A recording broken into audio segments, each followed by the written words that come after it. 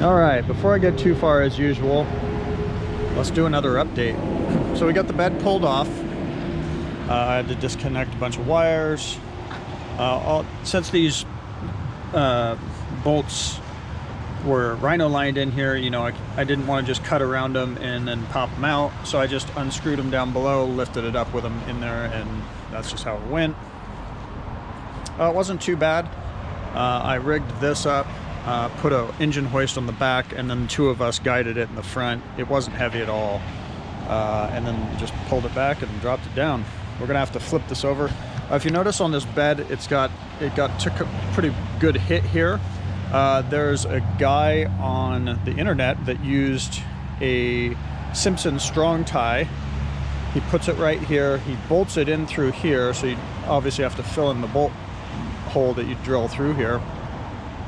And then uses ratchet straps going to the back with blocks and stuff, so you don't mess that up. And you just pull this actually in a little bit and then out, and he did a great job straightening out, very similar to this. So I'm going to give that a shot. I'm going to clean up the back, obviously. I'm probably going to rhino line the back, and then I want to rhino line underneath, so we're going to have to roll the whole thing over. But for now, we're just cleaning everything up. On the frame, we're cleaning everything up. I had to remove the old spare tire holder. There's a bracket here, just ground the rivets out, pop that out. It was actually welded here, so I'm gonna have to grind this, sand this, and then we're gonna, you know, clean up the frame as much as we humanly can. We're gonna pressure wash it, scrub it down, and then I'm gonna use my favorite Pour 15 gloss black, as we did in the front, and just do everything. I'm leaving all the old leaf springs on here for now, so overspray doesn't matter, things like that. I thought about, you know, because this is 8-inch lift, I thought about grinding these off. I really considered it. I've seen trucks with them and without when they're lifted high. Maybe eventually you could put in, there are some stop things you could put in here that you might justify at that height, but at 8 inches, I mean, having stop bumps is just kind of silly to me, but we'll leave them for now. We can always change that later.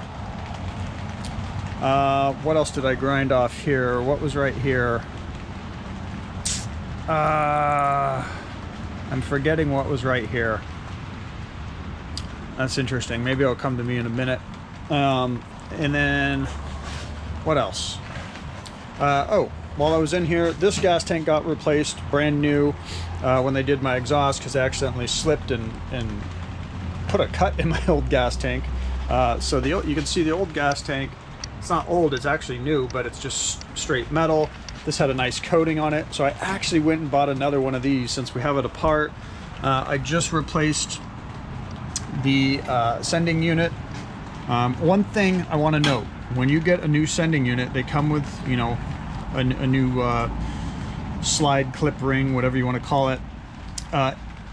These that come with the sending units are really thin and cheap. Whatever one you had for your gas tank specifically, you can measure it up against this, and it's a little thicker. You keep that and use that, because when I put this one on immediately, I could move this around. It was loose, so I pulled it off, put the other one on that came with this tank, and now it's nice and tight and snug. So just mental note of that.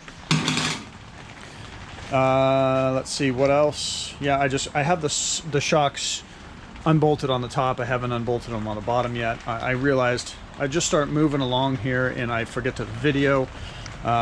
This cross piece, I believe, you know, this was here for the spare tire as well. I think this was one of the rests, but I drilled a couple holes in here to let the water drain. Any water that gets up in here, like if you're doing whatever, it doesn't matter, it just sits there, rusts away. So I put some drain holes in there. The back needs to be cleaned up. We'll do that. I'll clean all this up. Don't know if I'll primer it, because I mean, whoever does the painting down the road is going to do that. Maybe I will, just to make it look uniform, but realistically I don't need to. So yeah, we are going to pull this tank over here off. I ordered all new hoses here. I'm just waiting for those to show up. I thought about getting a new fill neck, but I'm actually just going to throw this in the sandblaster and paint it up. The vent hose was actually really nice, was decent enough. I I cleaned it up and it looks great, so I'm just going to keep that. I put all new clamps, hose clamps on here. Same with over here, other than that one. I did put new fuel line hoses and the breather hoses here. These were all old and cracked and distorted. So while I'm in here, anything I see that's even questionably old, I'm replacing. Same with the other side. Replaced all of those. What else? Yeah, we're just getting ready to clean all the frame up, paint it. It'll be nice because I'll remove that gas tank and that'll make it easier to paint that side. And then once everything's painted, I want it to sit for the pour 15.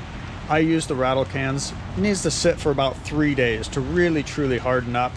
In an hour or two, it is hard enough. You can touch it. It's not going to do whatever, but it takes a good 3-4 days, at least in my cold climate, for it to harden up. And then once that's done, then we'll come in here and we'll replace the leaf springs. I have new hangers. I have new everything.